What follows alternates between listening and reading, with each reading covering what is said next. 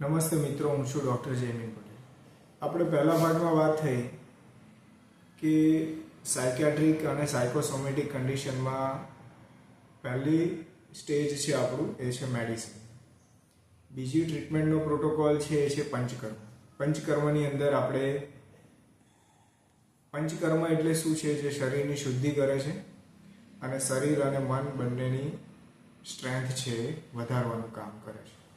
તો પંચકર્મની અંદર આપણે ફર્સ્ટમાં શિરોધારા કરાવીએ છીએ. સેકન્ડ છે માલિશ એટલે કે ફૂલ બોડી મસાજ.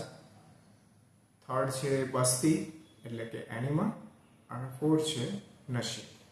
આ ચારેય વિશે ઘણું બધું કહી શકાય અને ઘણી બધી એની ઇફેક્ટ છે, પણ આપણે શોર્ટમાં વાત કરીએ તો શિરોધારા છે એ સ્ટ્રેસ રિલીવ કરે, બ્રેનમાં આલ્ફા વેવ પ્રોડ્યુસ કરે, થોટ પ્રોસેસને કામ ડાઉન કરે અને સ્લીપ પેટર્નને ઇમ્પ્રૂવ કરે.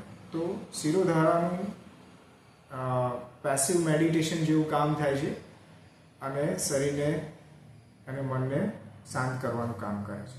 તો આ ફર્સ્ટ વાત થઈ શિરોધારા. બીજું છે મસાજ.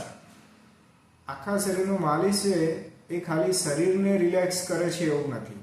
શરીર અને મન બંને એકબીજા સાથે જોડાયેલા છે. આયુર્વેદ પ્રમાણે શરીર, ઇન્દ્રિય, સત્વ, આત્મા સંયોગોધારી જીવિતમ. આપણું જે જીવન છે એમાં શરીર, ઇન્દ્રિય, મન અને આત્મા બંને બધા એકબીજાની અંદર કમ્પ્લીટલી ઇન્વોલ્વ થયેલા છે.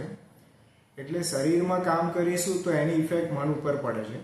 એટલે બોડી માઇન્ડ બંનેને રિલેક્સ કરવાનું કામ મસાજ કરે છે. ત્રીજો પોઈન્ટ છે બસ્તી. બસ્તી એટલે એનિમા. રેક્ટમ થ્રુ આપણે એનિમા પોટથી વાતની બસ્તી અથવા તો ઓઇલની બસ્તી આપણે આપીએ છીએ. આ જે બસ્તી છે એ ખાલી કોલોન સાફ કરાવે અને મળ સાફ કરાવે એટલા પૂરતો એ નથી.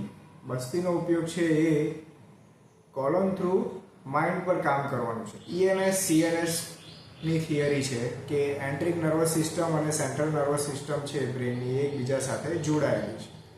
એવી જ રીતે એને આપણે ગટ માઇક્રોબિયમ થિયરીથી પણ સમજી શકીએ છીએ કે ગટના માઇક્રોબ્સની અંદર ચેન્જ થાય છે અને એના લીધે આપણા ન્યુરોટ્રાન્સમીટરની અંદર ચેન્જ આવે છે અને ન્યુરોટ્રાન્સમીટર છે એ આ બધા જ થોટ પ્રોસેસની અંદર ભાગ લેતા હોય છે.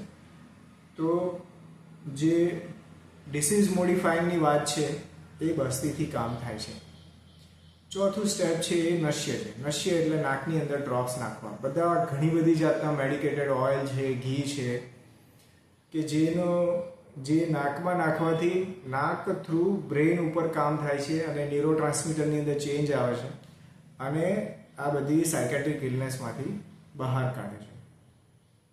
તો આપણે આયુષ આયુર્વેદમાં ફર્સ્ટ પ્રોટોકોલ છે એ મેડિસિન છે, સેકન્ડ પ્રોટોકોલ છે પંચકર્મની ટ્રીટમેન્ટ છે. Thank you.